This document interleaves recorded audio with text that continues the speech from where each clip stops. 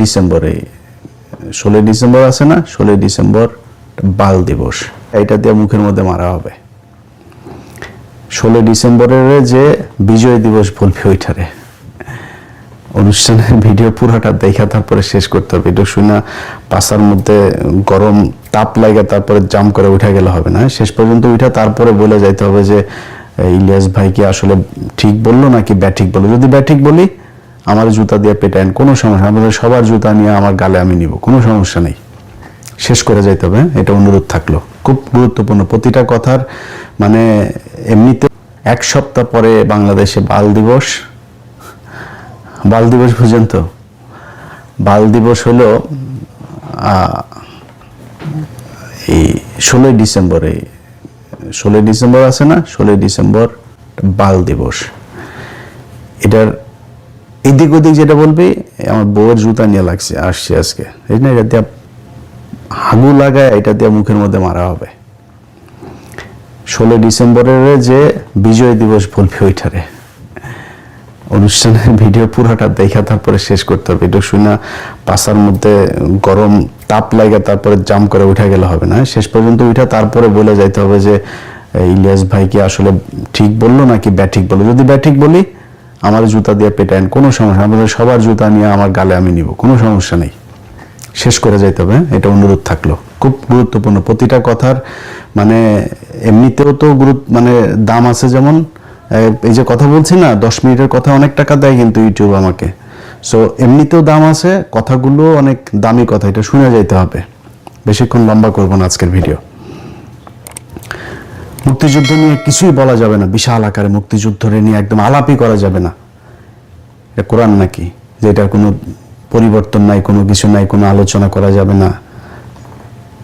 মুক্তিযুদ্ধের সময় এখন পর্যন্ত যারা মুক্তিযোদ্ধা আছে, আমাদেরকে যারা মুক্তিযোদ্ধা বলে, যারা যুদ্ধ করে দেশ স্বাধীন করেছে, মুক্তিযুদ্ধ মন্ত্রী ছিল এই যে মুজাম্মেল, নিকোলের বয়ফ্রেন্ড, 5 তারিখের আগের দিন পর্যন্ত নিকোলের মতো এরকম অনেক নারীদের খেয়ে গিয়েছে। তার মানে শরীরে শক্তি টক্তি ভালোই আছে। তো এরকম মুক্তিযোদ্ধা সারা দেশে আছে না, 20,000 টাকা করে ভাতা নিচ্ছে। এদেরকে ডাক দিয়ে আপনি জিজ্ঞেস করতে পারতেন না যে ভাই আসলে কতজন মুক্তিযোদ্ধা ছিল, কে কে রাজাকার ছিল, কার কার মারে পাকিস্তানিরা নিয়ে লাগাইলো, এগুলো করা যাইতো, তো খোঁজ নেওয়া যাইতো না, করেন নাই। কারণ কি, এটা বিশাল একটা গ্যাপ এই জায়গায় আছে, এই ভ্যাকুয়াম কেউ পূরণ করিতে চায় না।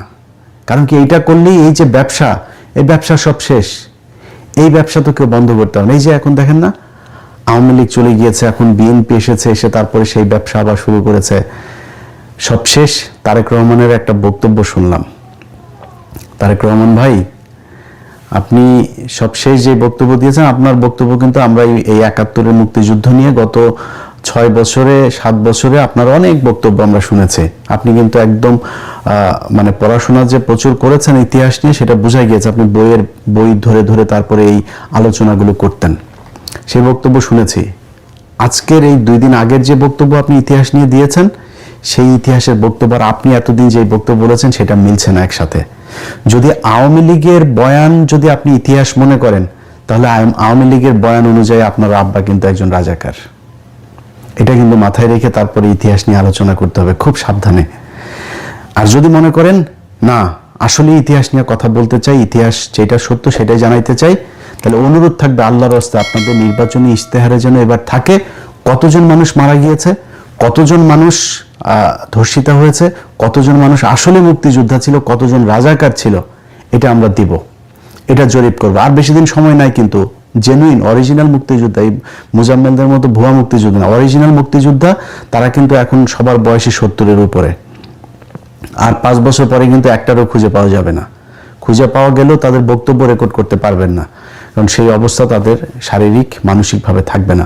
অতএব আপনাদের ইশতেহারে থাকতে হবে যে আমরা জানতে চাই, এই প্রজন্ম, আমি আমার চাইতে ছোট বয়সের যারা মুক্তিযুদ্ধ দেখি নাই, আমরা জানতে চাই আসলে কি ঘটেছিল 71-এর বাংলাদেশে। এটা জানার অধিকার আমাদের সবার আছে।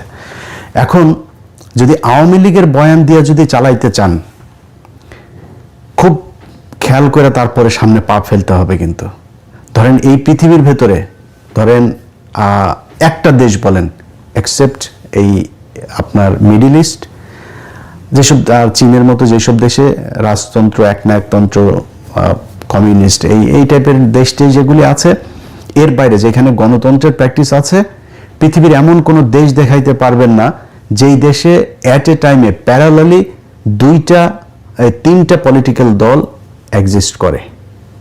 সবখানে দুইটা। আপনি আমেরিকা বলেন, লন্ডন বলেন, যত মানে বড় বড় আপনার দেশ যা আছে, সেটা এই ইন্ডিয়া বলেন আর বাংলাদেশ বলেন, কখনোই কিন্তু তিন দল একসাথে সমান শক্তিশালী তিনটা বিরোধী দল পৃথিবীর কোথাও নাই। যেখানেই যাবেন আপনি দুইটা।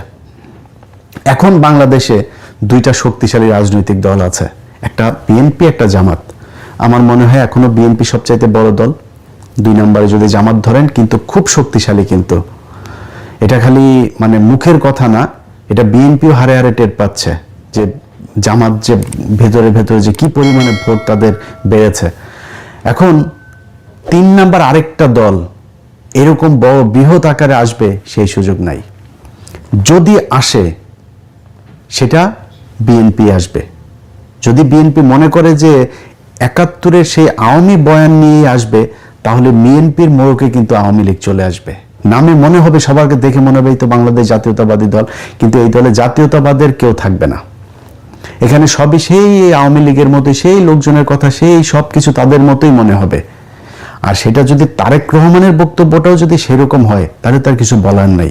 একমাত্র জিয়া পরিবারকে আমরা বিশ্বাস করি যে না, তারা অন্তত বাংলাদেশ জাতীয়তাবাদের এই বাংলাদেশে তারাই হচ্ছে গিয়ে প্রণেতা, এবং তাদের হাত ধরে এটা শুরু হয়েছিল।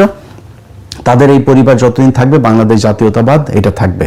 এখন বাঙালি জাতীয়তাবাদে যদি আপনি যাইতে চান, সেটা আবার ওইটা কিন্তু আওয়ামী লীগের নিয়ে হয়ে যাবে। তখন নামে থাকবে হয়তো বিএনপি। আওয়ামী লীগের ইতিহাস বাংলাদেশে শেষ, এটা মনে মনে আপনাকে বেঁচে রাখতে হবে। সব শেষ। শেখ হাসিনার কথা আপনারা টেলিগ্রামে যারা শুনেছেন, যে এখন আমাদের আর কি করা, আমাদের আর করণীয় না, আমাদের গেরিলা হামলা করতে হবে।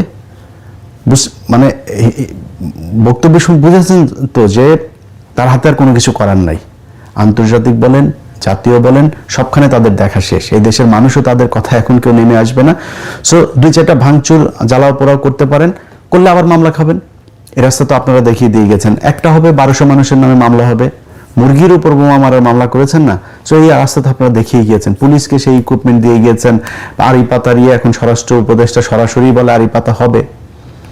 আপনারা এগুলো করে খুব বেশি সুযোগ সুবিধা নিতে পারবেন না। সো বিএনপি, জামাতের জায়গায় থাকবে।